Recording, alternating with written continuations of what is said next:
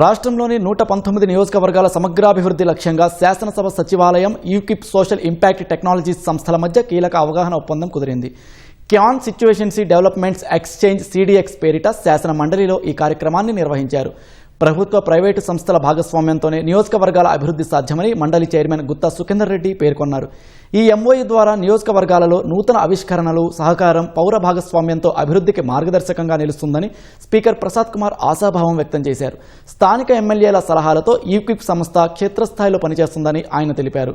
ప్రభుత్వ నిధులపైనే ఆధారపడకుండా స్థానిక వనరులను వినియోగిస్తూ ఉపాధి అవకాశాలు సృష్టించవచ్చని మంత్రి శ్రీధర్ బాబు హామీ ఇచ్చారు. నియోజకవర్గాల వారీగా రూట్ మ్యాప్ రూపొందించుకొని పనిచేయడం ద్వారా రాష్ట్రం అభివృద్ధి చెందుతుందని తెలిపారు.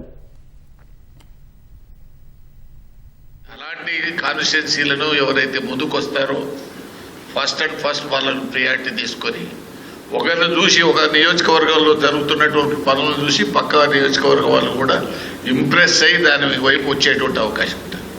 ప్రజలు కూడా అంతే, యూత్ కూడా అంతే. కాన్స్టిట్యున్సీ డెవలప్మెంట్ ఎక్స్చేంజ్ సిడిఎక్స్ అనేది నూతన ఆలోచన.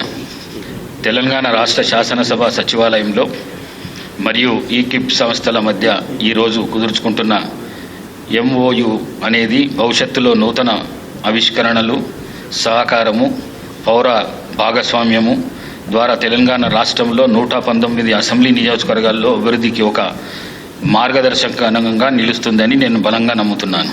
Basic objective is to strengthen the legislature hand, to give him all the strength required to develop his constituency. This is the main focus and objective.